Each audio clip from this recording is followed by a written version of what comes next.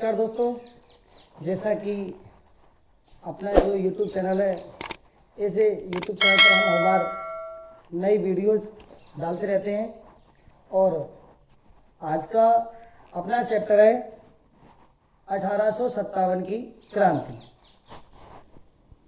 बात करेंगे मित्रों 1857 की क्रांति। देखिए मित्रों, हम लोग बात करेंगे 1857 की क्रांति के विषय में। 1857 की क्रांति की बात करेंगे और 1857 की क्रांति की बात करें तो हमें ये समझ में आना चाहिए कि 1857 की जो क्रांति प्रारंभ हुई है, इस क्रांति का प्रचार प्रसार 1857 की क्रांति का प्रचार प्रसार किन्होंने किया था? तो साधुओं ने किया था। साधु सन्यासियों द्वारा 1857 की क्रांति का प्रचार प्रसार किया गया था। देखिए 1857 की क्रांति का प्रतीक चिन्ह, तो 1857 की क्रांति का प्रतीक चिन्ह क्या था? रोटी और कमल का फूल। ये 1857 की क्रांति का प्रतीक रहा। लेकिन यहाँ हम लोग भारत की क्रांति की बात नहीं करके 1857 की राजस्थान की क्रांति की बात करेंगे। 1857 की क्रांति राजस्थान के संदर्भ में। तो देखिए हम लोग बात करते हैं राजस्थान में 1857 की क्रांति के विषय में। इस क्रांति की शुरुआत करने से पहले हमें पहले बात कुछ शब्दों को याद पढ़ना पड़ेगा। जैसे कि हम लोग याद करेंगे राजपूताना रेजिडेंस। राजपूताना रेजिडेंस की स्थापना राजस्थान में कहाँ हुई? तो बात करेंगे अजमेर में। और कब की जाती है? 1832 में। राजपूताना रेजिडेंस की स्थापना कब हुई? 1832 में। और कहाँ? अजमेर में। अजमेर राजस्थान का उस समय का एकमात्र केंद्र शासित प्रदेश रहा। इस 1857 की क्रांति के समय में राजस्थान का एजीजी कौन था? AGG, agent to governor general. और एजीजी उस समय में कौन था? तो देखिए राजस्थान का AGG George Patrick Lawrence. George Patrick Lawrence Rajasthan का प्रथम एजीजी। राजस्थान का प्रथम एजीजी। और राजस्थान का पहला एजीजी सर लॉकेट। राजस्थान का पहला एजीजी कौन था? Sir locket. राजपूताना रेजिडेंस की स्थापना अजमेर में हुई, लेकिन इन्होंने अपना दूसरा मुख्यालय जो बनाया वो कहाँ बनाया? माउंट आबू में। माउंट आबू में इन्होंने दूसरा मुख्यालय बनाया। कब बनाया? 1845 में। यानी कि ये जो एजीजी हुआ करता था ये 6 महीने रहेगा अजमेर में और 6 महीने रहेगा आबू में। कहने का मतलब ये कि हमारे जो राजस्थान और हमारे हिंदुस्तान की जो व्यवस्थाएं थी वो किस प्रकार बनी हुई थी? तो हमारे यहाँ व्यवस्थाएं ब्रिटिश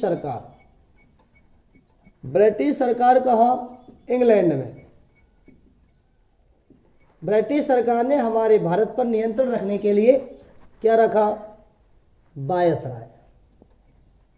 इस वायसराय से पूर्व कौन सा पद था? Governor general. ये गवर्नर जनरल जो था इसके अधीन व्यक्ति होता था जिसका नाम था एजीजी। इसके अधीन जो व्यक्ति होगा वो कौन होगा? पीए। पीए किस पर नजर रखेगा? राजा पर। मतलब राजा पर नियंत्रण रखेगा पीए, ब्रिटिश सरकार अधीन वायसराय, ये एजीजी। एजीजी कहाँ बैठेगा? केंद्र शासित प्रदेशों में। कहने का मतलब एजेंट टू गवर्नर जनरल। इस गवर्नर जनरल का कौन था? ये एजेंट। पीए, पीए मतलब पॉलिटिकल एजेंट। पॉलिटिकल एजेंट का काम है राजा पर नियंत्रण रखना। कहीं ऐसा तो नहीं है कि ये राजा अन्य राजाओं के साथ मिलकर के ब्रिटिश सरकार के विरुद्ध आंदोलन कर दे। तो इसीलिए ये एक सिस्टम प्रणाली चली और इसके तहत हमारे राजस्थान का, या यूँ कह दो हमारे भारत का क्या चला? हमारे राजस्थान का, हमारे भारत का मित्रों नियंत्रण था, यानी ब्रिटिश सरकार का। अब देखिए हम लोग बात कर रहे हैं 1857 की क्रांति के विषय में, और 1857 की क्रांति की बात करें तो इस 1857 की क्रांति में हमें ये समझ में आना चाहिए कि क्रांति किस किस स्थान पर हुई राजस्थान में, और इस 1857 की क्रांति के जो केंद्र थे वो कौन कौन से रहे, कौन कौन सी छावनियाँ थी। हमें समझ में आना चाहिए कि सबसे पहले यहाँ जयपुर, इसके बाद बात करेंगे कोटा, बात करते हैं मित्रों मेवाड़, और बात करेंगे मित्रों क्या? मारवाड़। बात कर लेते हैं थोड़ा सा भरतपुर। ये रियासतें हैं। इन रियासतों का पॉलिटिकल एजेंट कौन रहा? तो इस जयपुर की बात करें तो जयपुर का पॉलिटिकल एजेंट था ईडन। जयपुर का पॉलिटिकल एजेंट कौन है? ईडन। भरतपुर की बात करें तो मॉरिशस, या इसको हम लोग कह दें मॉरिशन। भरतपुर का पॉलिटिकल एजेंट कौन है? मॉरिशन। अच्छा देखिए कोटा की बात करें तो कोटा का पॉलिटिकल एजेंट कौन है? बर्टन। मेवाड़ का पॉलिटिकल एजेंट कौन था? शावर्स। और देखिए इस मारवाड़ का जो पॉलिटिकल एजेंट है वो कौन था? मैकमोशन। कौन था? मैकमोशन। देखिए हम लोग बात कर रहे हैं जयपुर का, जब उस समय में शासक कौन था? राम सिंह। जयपुर का शासक है राम सिंह द्वितीय। कोटा का भी शासक कौन होगा? राम सिंह द्वितीय। अच्छा ऐसे भरतपुर का शासक कौन था? जसवंत सिंह। भरतपुर का शासक जसवंत सिंह। मेवाड़ का शासक है स्वरूप सिंह, और मारवाड़ का शासक था तख्त सिंह। तख्त सिंह के साथ इसका सेनापति ओनाड़ सिंह। तख्त सिंह का सेनापति कौन था? ओनाड़ सिंह। तो देखिए मित्रों आप लोगों की समझ में आना चाहिए, हम लोग बात कर रहे हैं 1857 की क्रांति के विषय में, और 1857 की क्रांति की बात करें तो जयपुर का पीए कौन था? ईडन। कोटा बर्टन। कोटा का बर्टन, याद रख लेना। कोटा में क्या प्रसिद्ध है? कि बटन। तो बटन कहाँ से? कोटा। अच्छा मॉरिशन कहाँ का है? भरतपुर का। मेवाड़ का स्वरूप सिंह है। अच्छा पॉलिटिकल एजेंट कौन है? शावर्स। याद कैसे करना है? Swaroop Singh showers, Swaroop Singh showers, Swaroop Singh showers. अच्छा मैकमोशन मारवाड़, और यहाँ का राजा कौन था? तख्त सिंह, और तख्त सिंह का सेनापति कौन है? ओनाड़ सिंह।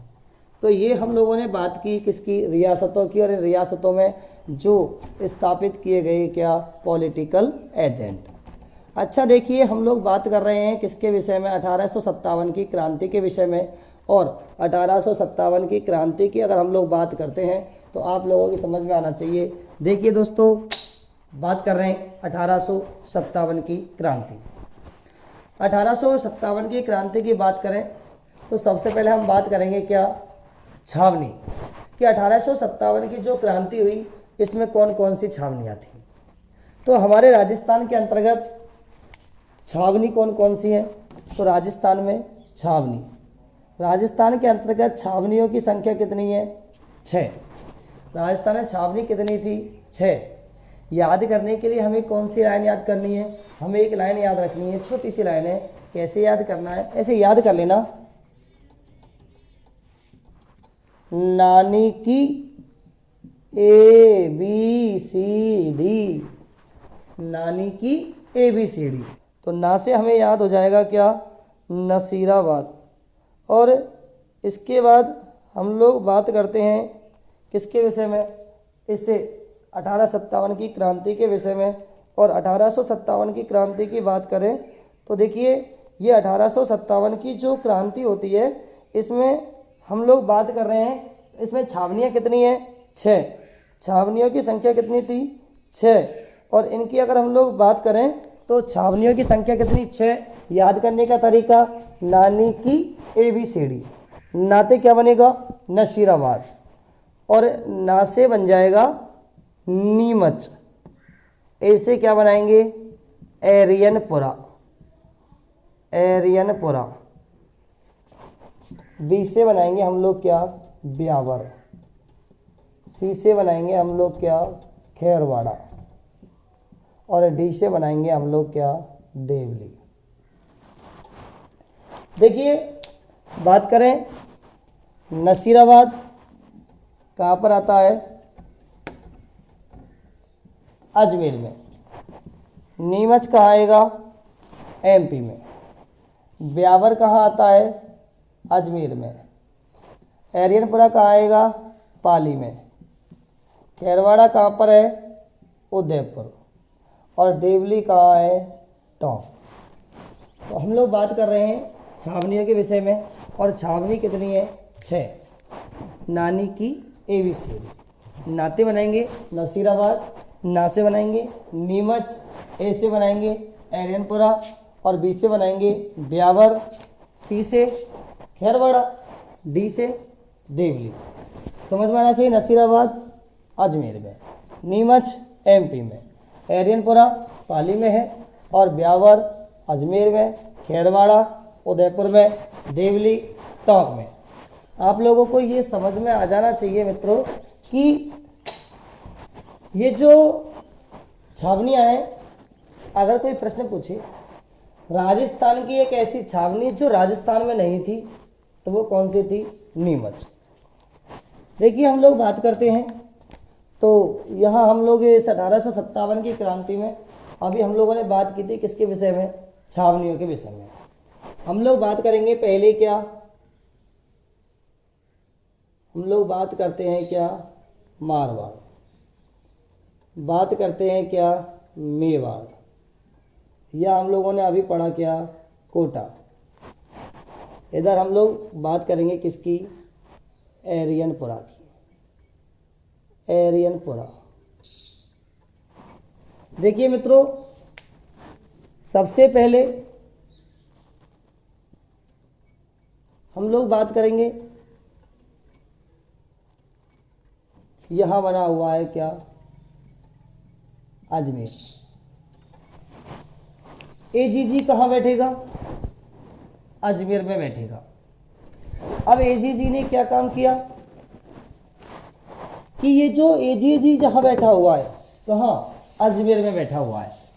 तो ये जो AGG अजमेर में बैठा हुआ था, अब हुआ क्या?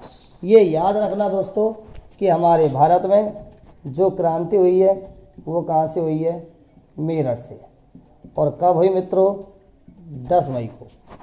भारत में क्रांति कहाँ हुई है? मेरठ से। और मेरठ में कब हुई है? 10 मई को हुई। यानी हमारे भारत में क्रांति मध्य से हुई है। मध्य मतलब मेरठ से। और राजस्थान में भी जो क्रांति होगी वो कहाँ से होगी? मध्य से होगी। मध्य मतलब नसीराबाद से होगी। आप लोगों की समझ में आना चाहिए कि हुआ क्या, जैसे हमारे पूरे भारत में 10 मई को मेरठ में क्रांति हुई, तो इस बात की सूचना मिली किसको? जॉर्ज पैट्रिक लॉरेंस को।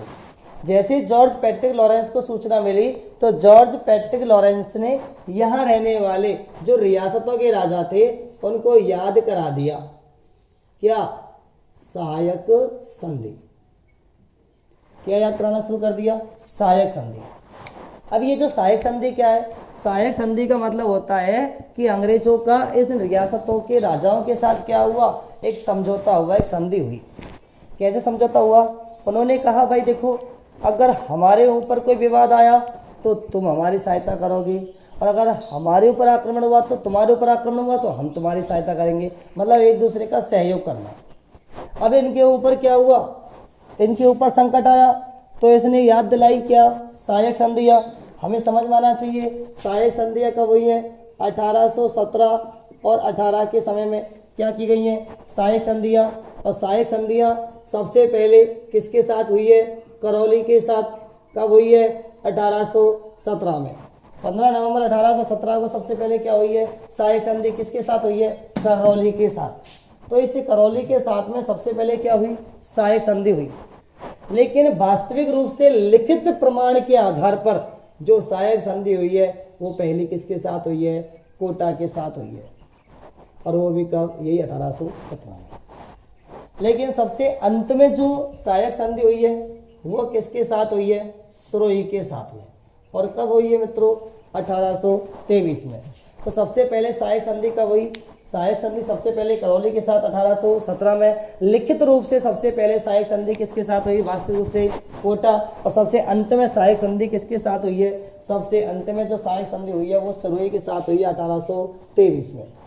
तो ये सहायक संधियाँ याद करा दी जॉर्ज पैट्रिक लॉरेंस ने। अभी क्या हुआ कि इस अजमेर के अंतर्गत एक जो है ये इनका मुख्य केंद्र है। अंग्रेजों का गोला बारूद तो बंदूक जो भी हथियार हैं वो सब कहाँ रखे हुए हैं, अजमेर में रखे हुए हैं। अभी क्या हुआ कि अजमेर में काम करती है कौन, 15 NI नेटिव इन्फेंट्री। जैसे अभी हमारी भारतीय सेना में होते हैं कि ये गोरखा है, ये राजपूत बटालियन है, ये गोरखा बटालियन है, ये ऐसी बटालियन है। तो ऐसे बटालियन नाम होते हैं, ये हाड़ौती बटालियन है, ये ढूंढाड़ बटालियन है। ऐसे ही पहले क्या हुआ, टुकड़ियाँ बनी होती थी और वो कैसे यहाँ काम करती, कौन सी, 15 NI। इस 15 NI में भारतीय सैनिकों की संख्या ज़्यादा है। तो इस जॉर्ज पैट्रिक लॉरेंस को लगा कि कहीं ऐसा ना हो कि ये भारतीय सैनिक भावावेश में आकर के और ये ऐसे क्या करें, अजमेर पर ही आक्रमण कर दें। तो हमारा इनका क्या हुआ, अगर अजमेर पर आक्रमण कर दिया तो पूरा की पूरा ही तहस नहस हो जाएगा।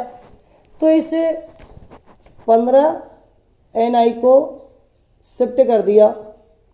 और 15 NI को कहाँ शिफ्ट कर दिया, 15 NI को शिफ्ट कर दिया नसीराबाद। 15 NI को कहाँ शिफ्ट कर दिया, नसीराबाद में शिफ्ट कर दिया। और ये नसीराबाद भेज दी 15 NI, और 15 NI पहुँच गई कहाँ, नसीराबाद में।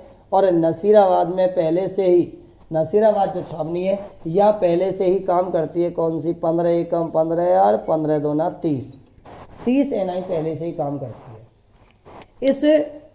इस स्थान पर इस नसीराबाद में अंग्रेज अधिकारी था जिसका नाम था न्यूबरी। अब हुआ क्या, इन अंग्रेजों ने, इन भारतीय सैनिकों ने पूछा अंग्रेज अधिकारी न्यूबरी से कि भाई हमें ये बताओ आप लोगों ने यहाँ क्यों शिफ्ट किया, मतलब कि थाने हमारे ऊपर विश्वास नहीं था। तो ये क्या हुआ, उन्हें संतुष्टपूर्ण जवाब नहीं दे पाया। और जब ये उन्हें संतुष्टपूर्ण जवाब नहीं दे पाया तो इस न्यूबरी की क्या कर दी, हत्या कर दी। और ये क्रांति यहाँ प्रारंभ हो गई। और क्रांति की शुरुआत हो जाती है कब से मित्रों, 28 मई से। यानी भारत में क्रांति कब हुई है, 10 मई को। लेकिन हमारे राजस्थान में क्रांति की शुरुआत कब हुई है, 28 मई को। राजस्थान में क्रांति की शुरुआत कब होती है, 28 मई को। और कहाँ से होती है, नसीराबाद से होती है। और इन सबका एक ही मूल केंद्र है क्या, दिल्ली। और सैनिक पहुँच गए कहाँ मित्रों, दिल्ली में। लेकिन इसके बाद बात नीमच की आती है। और नीमच में क्रांति की शुरुआत कब होती है, 3 जून को। इस नीमच के अंतर्गत, इस नीमच के 2 नेतृत्वकर्ता थे जिनका नाम, एक तो कौन दोस्तों, मोहम्मद अली बेग।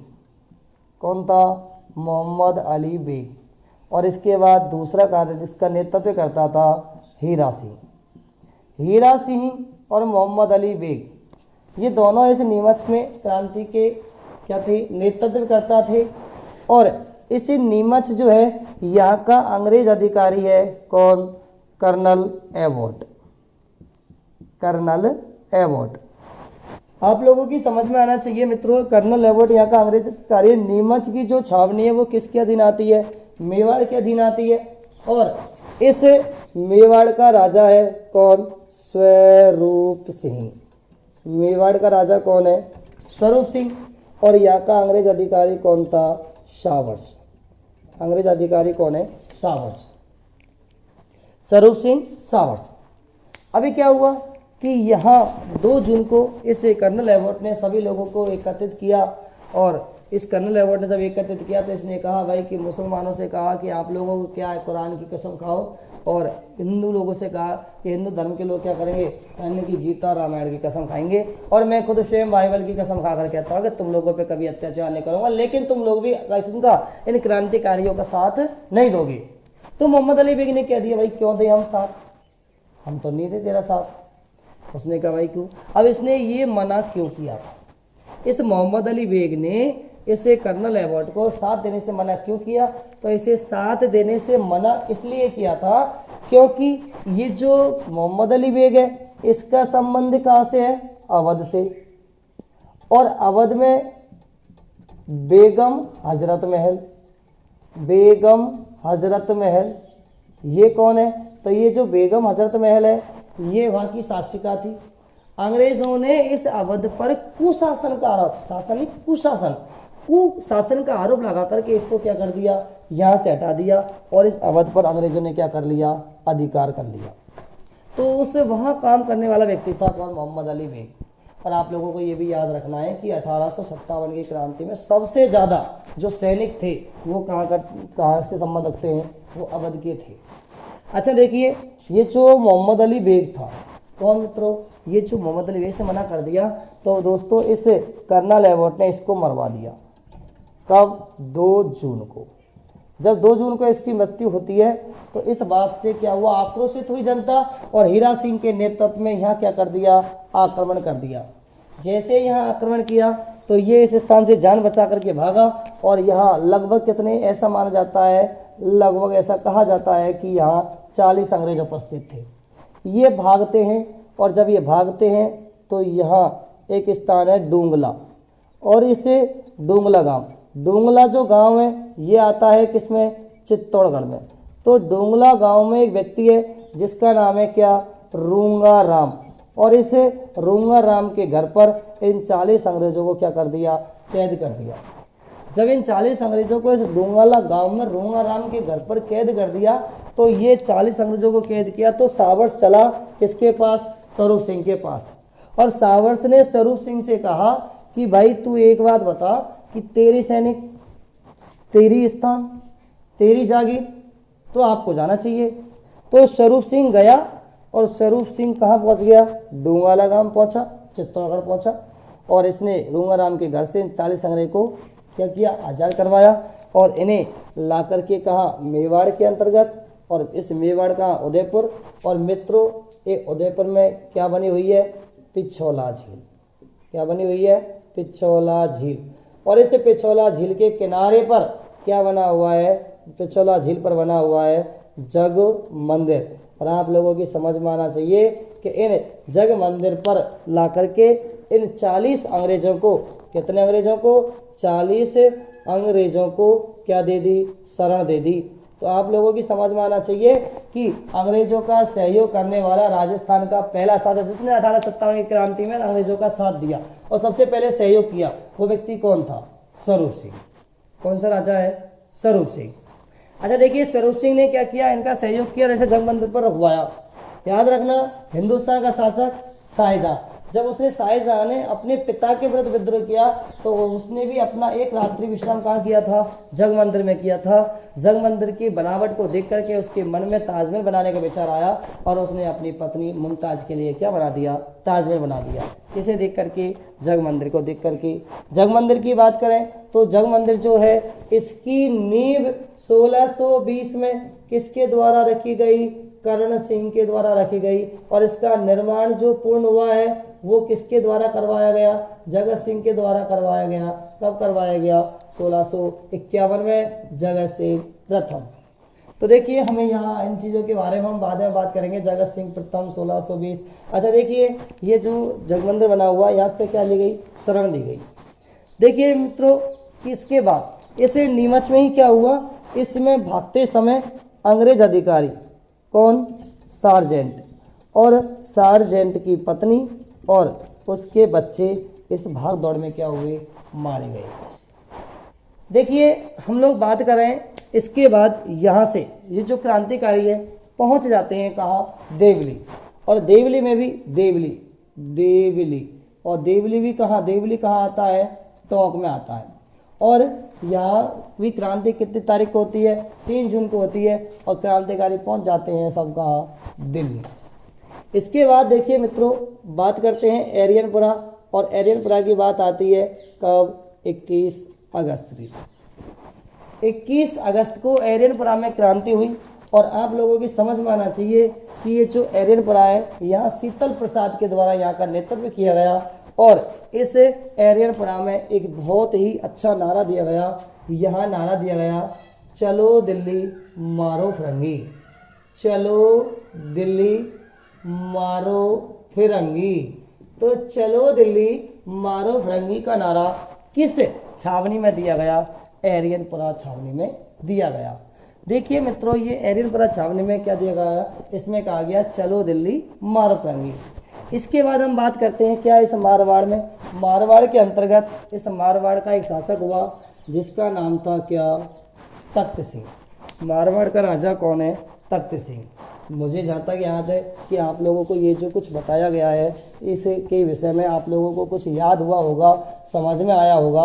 और बार बार अगर आपको लगे तो वीडियो को बार बार देखें और उसे समझने की कोशिश करें ताकि हमें ये चीज़ें काम आए। अच्छा देखिए मित्रों हम लोग बात करेंगे हुआ क्या कि मारवाड़, और इस मारवाड़ का राजा है कौन, तख्त सिंह। तख्त सिंह का सेनापति कौन है, ओनाड सिंह। और यहाँ का पीए कौन है, मैक मोशन। पीए कौन है, मैक मोशन। देखिए इस मारवाड़ के अंतर्गत एक छोटी सी जागीर आती है जिसका नाम है आहुआ, और आहुआ का ठाकुर कौन है, कुशाल सिंह चंपावत। आहुआ का ठाकुर कौन है, कुशाल सिंह चंपावत। आहुआ के ठाकुर कुशाल सिंह चंपावत। इसने क्या किया कि जो क्रांतिकारी थे, भारतीय क्रांतिकारी थे, उनको इसने शरण देना शुरू किया। जब इसने शरण दिया उनको तो ये मैक मोशन ने कहा किसको, तख्त सिंह को। तो तख्त सिंह गया इसको मनाने के लिए, सेना लेकर गया। याद रखना है अपन को, बैठ चेला, एक छोटी सी बात है, बैठ चेला। इससे हमें याद होगा बिठौड़ा का युद्ध और दूसरा होगा चेलावास का युद्ध। तो सबसे पहले अपन की समझ में आना चाहिए कौन सा, एक तो हुआ कौन सा युद्ध हुआ, बिठौड़ा का युद्ध, बिठौड़ा का युद्ध, और एक होगा कौन सा, चेलावास का युद्ध, चेलावास का युद्ध। अच्छा देखिए हम बात करें तो ये बिठौड़ा का जो युद्ध होगा ये कब होगा, 8 सितंबर 1857 को। ये कब होगा चेलावास का, 18 सितंबर 1857। 8 सितंबर 1857, 18 सितंबर 1857 को कौन सा हुआ, चेलावास का। चेलावास का जो युद्ध हुआ इसको कहते हैं हम लोग क्या, काले गोरे का युद्ध, काले गोरे का युद्ध, या कह दो गोरे काले का युद्ध। देखिए युद्ध किसके साथ हुआ, ये अंग्रेजों के साथ हुआ था। अब देखिए एक तरफ तो दोनों बार, एक तरफ तो कौन होगा, कुशाल सिंह चंपावत, कुशाल सिंह चंपावत। कौन हुआ, कुशाल सिंह चंपावत। इधर क्या हुआ, कौन आया, तख्त सिंह। और कौन आया, इसका सेनापति कौन था, ओनाड सिंह। इन्होंने युद्ध किया और युद्ध में जीत गया कौन, कुशाल सिंह। पराजित हो गया कौन, ओनाड सिंह। दूसरी बार जब युद्ध हुआ तो दूसरी बार इस युद्ध में दोस्तों कौन आया, शासक तख्त सिंह। एक कौन आया दोस्तों, मैक मोशन, और तीसरा व्यक्ति कौन था, जॉर्ज पैट्रिक लॉरेंस। तो जॉर्ज पैट्रिक लॉरेंस, ये तीनों व्यक्ति आते हैं साहब, किससे युद्ध करने के लिए आते हैं दोस्तों, कुशाल सिंह से युद्ध करने के लिए आते हैं। लेकिन इस युद्ध को भी कौन जीत गया, कुशाल सिंह जीत गया। और दोस्तों इन क्रांतिकारियों के हाथ लग गया कौन, मैक मोशन। मैक मोशन की गर्दन को काट करके इसे आउवा के किले पर क्या कर दिया, लटका दिया। जब यहाँ 2 बार अंग्रेज बुरी तरह से पराजित हुए तो अब की बार ब्रिटिश सरकार के द्वारा एक खतरनाक अंग्रेज अधिकारी को भेजा गया था जिसका नाम था कर्नल होम्स। खतरनाक अंग्रेज अधिकारी आया जिसका नाम क्या था, कर्नल होम्स। देखिए मित्रों, इस कर्नल होम्स ने क्या किया, कर्नल होम्स आया और यहाँ आउवा से भाग करके जब ये आया तो दोस्तों देखिए, ये जो कुशाल सिंह चंपावत है, इस कुशाल सिंह चंपावत की एक कुल देवी है। कुशाल सिंह चंपावत की कुल देवी है जिसका नाम है सुगाली माता। और मित्रों, ये कुशाल सिंह चंपावत की कुल देवी कौन, सुगाली माता। इस सुगाली माता की बात करें तो सुगाली माता को कितने हाथ हैं, 10 और 54 सिर। ये किसके हैं, सुगाली माता के हैं। और ये किसकी कुल देवी है, कुशाल सिंह चंपावत की। कुशाल सिंह चंपावत इनकी क्या करता है, इसकी पूजा करता है। अब हुआ क्या था कि यहाँ कर्नल होम्स आया तो इसकी बहुत बड़ी विशाल सेना को देख करके इसको डर लगा और कुशाल सिंह चंपावत को लगा कि अब हम जीत नहीं पाएंगे। इसीलिए कुशाल सिंह चंपावत आउवा से भागा और भाग करके मेवाड़ यानी उदयपुर में आ गया।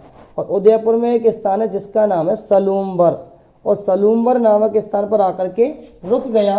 कौन रुक गया, ये कौन, कुशाल सिंह चंपावत।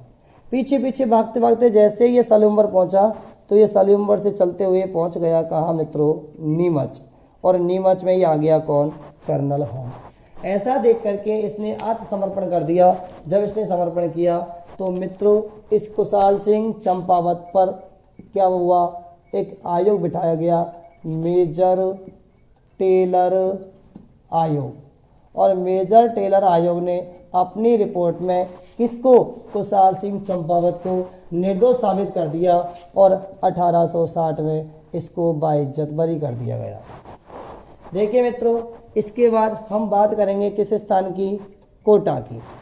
कोटा की बात करें तो कोटा में क्रांति का नेतृत्व किसने किया, वकील जयदयाल और कौन दोस्तों, मेहराब खां। इन 2 व्यक्तियों ने क्या किया, इस क्रांति का नेतृत्व किया। कोटा कोई सैनिक छावनी नहीं थी, लेकिन यहाँ तो विद्रोह किसने किया, जनता ने किया। और इस कोटा का शासक कौन था, राम सिंह द्वितीय। इस राम सिंह द्वितीय को जनता ने क्या किया, कैद कर दिया और कोटा के किले में ही कैद कर दिया। और 6 माह तक मित्रों किसने शासन चलाया, जनता ने ही शासन चलाया।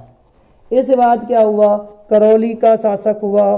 करौली का एक राजा था जिसका नाम है क्या, मदन पाल।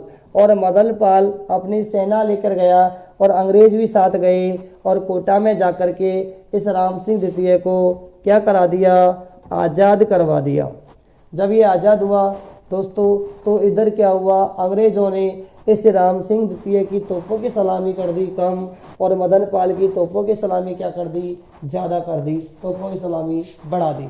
तो मित्रों हम लोगों ने बात की है 1857 की क्रांति की। आप लोग हमारा 1857 की क्रांति की हम लोगों ने बात की है। आप लोगों को अगर अच्छा लगा हो तो हमारे इन जो कमेंट बॉक्स है उस कमेंट बॉक्स में जाकर के कुछ जो भी आपको अच्छा लगा हो तो आप कमेंट बॉक्स में जाकर के तो क्या करें, कमेंट्स करें। और कोई कमी दिखाई दी तो उसे भी आप लोग उसमें लिखें। अच्छा देखिए दोस्तों, हम लोगों ने बात की 1857 क्रांति के बारे में। आप लोगों को अगर इसी प्रकार से अगर वीडियोस हमारे इस चैनल पर देखनी हो और अगर आप लोगों को पढ़ाने का तरीका बहुत अच्छा लगा हो तो आप लोग हमारे इस चैनल को सब्सक्राइब करें, लाइक करें और दोस्तों से शेयर करें और बेल आइकन का बटन दबाएं ताकि आप लोगों के पास सबसे पहले हमारी जो पढ़ाई गई वीडियो हैं वो आपके पास में नोटिफिकेशन के रूप में आपके पास आएँ। तो मित्रों आज के लिए इतना ही काफ़ी है। जय हिंद, जय भारत, नमस्कार।